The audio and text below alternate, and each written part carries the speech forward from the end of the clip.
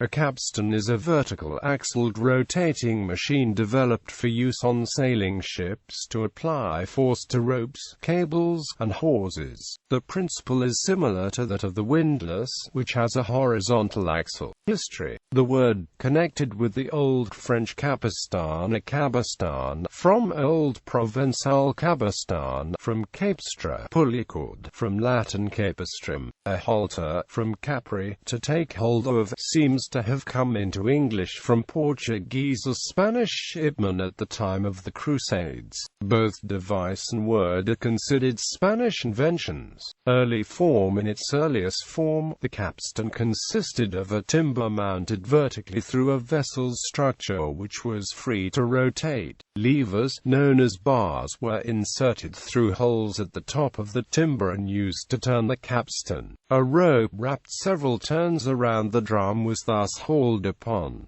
A rudimentary ratchet was provided to hold the tension. The ropes were always wound in a clockwise direction.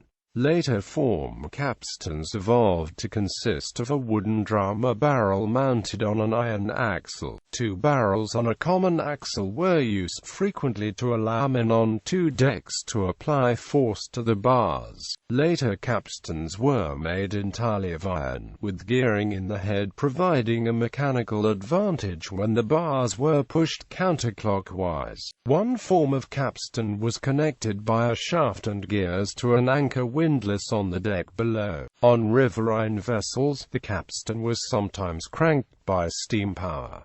Modern form. Modern capstans are powered electrically, hydraulically, pneumatically, or via an internal combustion engine. Typically, a gearbox is used which trades reduced speed, relative to the prime mover, for increased torque. Similar machines. In yachting terminology, a winch functions on the same principle as a capstan. However, in industrial applications, the term winch generally implies a machine which stores the rope on a drum.